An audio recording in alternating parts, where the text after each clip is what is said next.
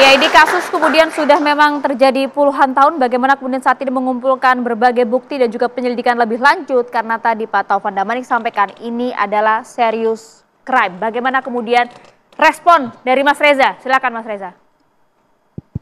Yang kita lupa, isu paling mendasar adalah apakah sirkus layak menjadi tempat bekerja anak-anak?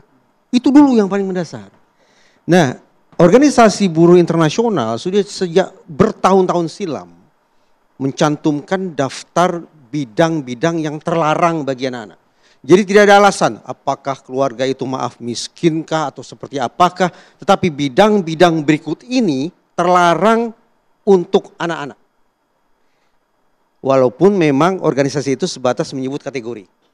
Namun tidak jauh dari Indonesia, India punya undang-undang yang eksplisit mencantumkan bahwa sirkus merupakan salah satu bidang kerja yang terlarang bagi anak-anak. Jadi terlepas apakah ini pemisahan, apakah ini diserahkan orang tua, apakah disekolahkan, ataukah ditelantarkan, isu paling mendasar adalah mereka tidak sepantasnya berada di tempat sirkus, titik. Itu dulu persoalan. Terlarang, udah jelas itu. Internasional punya kesepakatan. Nah, baru kemudian kalau kita perluas isunya, perdebatan antara Cak Soleh dengan penasihat hukum dari OCI terkait dengan berpisahnya anak dari orang tua. Ayo kita buka undang-undang ya supaya kita punya parameter nih. Lalu kita takar secara objektif apakah ini pemisahan yang terbenarkan atau tidak. Kita gunakan dua undang-undang secara kombinasi. Karena hal ihwal terkait pemisahan anak dari orang tua tercantum di dalam Undang-Undang Hak Asasi Manusia dan tercantum pula di dalam Undang-Undang Perlindungan Anak. Jadi ada 5 hal yang harus diperhatikan. Pertama, pemisahan itu harus dilakukan berdasarkan kehendak si anak. Tapi kita harus paham, tadi sudah disampaikan Bang Taufan, anak-anak belum berada pada usia memberikan konsen. Karena itulah kehendak anak bukan merupakan satu-satunya syarat yang harus terpenuhi. Kita masuk ke syarat yang kedua, bahwa harus tersedia alasan yang tepat untuk itu. Kenapa sampai kemudian anak dalam situasi berpisah dari orang tuanya? Saya ulangi, harus tersedia alasan yang tepat untuk itu.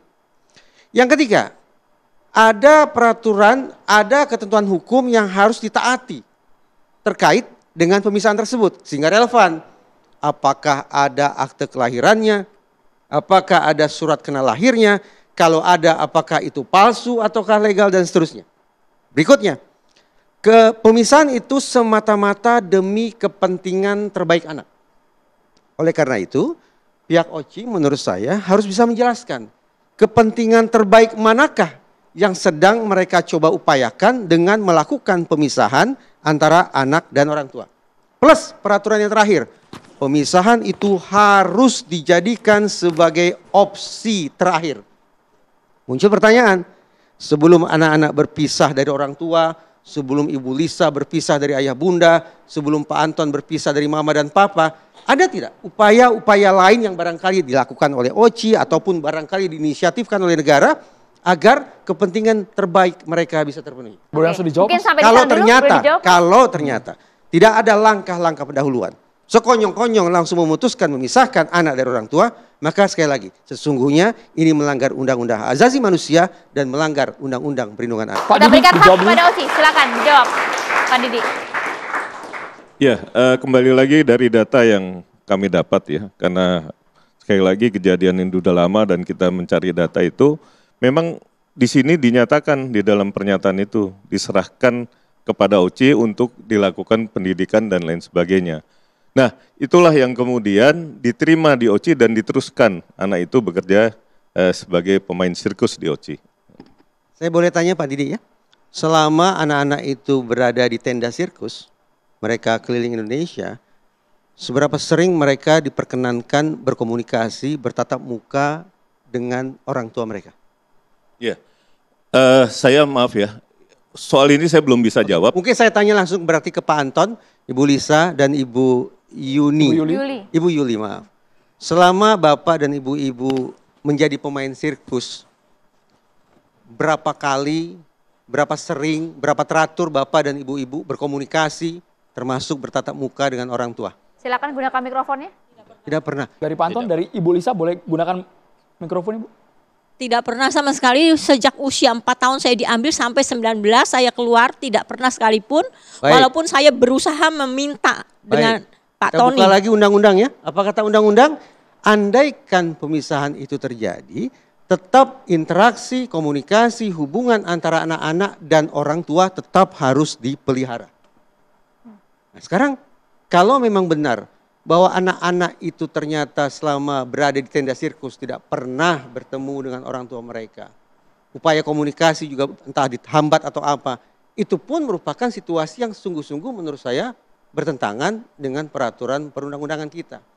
Namun saya harus katakan begini. Apa yang saya utarakan tadi itu tercantum di dalam Undang-Undang HAM dan Undang-Undang Perlindungan Anak. Catatan kaki, baik Undang-Undang HAM maupun Undang-Undang Perlindungan Anak baru ada pasca tahun 99. Sehingga muncul isu, apakah aturan main yang saya tadi kemukakan mengena atau tidak ke mereka? Karena sepanjang yang saya ketahui, baik itu Undang-Undang HAM maupun Undang-Undang Perlindungan Anak tidak berlaku surut. Kalaulah apa yang mereka alami ini, peristiwa atau pengalaman menyedihkan ini, sekaligus menakutkan ini terjadi pada tahun 2000-an, maka mudah-mudahan diskusi kita menjadi lebih enteng. Hitam putihnya persoalan menjadi lebih gampang. Tapi karena terjadi pada tahun 70-an, 80-an, maka izinkan saya untuk bertanya.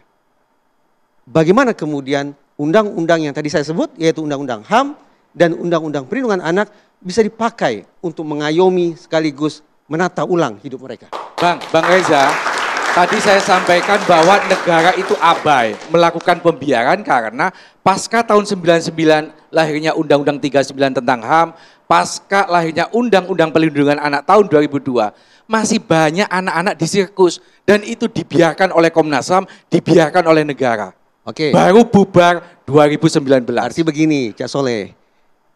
Di samping mengupayakan investigasikah atau pembentukan tim pencari faktakah terhadap laporan-laporan yang sudah masuk ke Komnas HAM, ruang catatan demokrasi ini sekaligus kita jadikan sebagai panggilan. Para pemain sirkus yang sebelumnya tidak sempat membuat laporan, bikin laporan.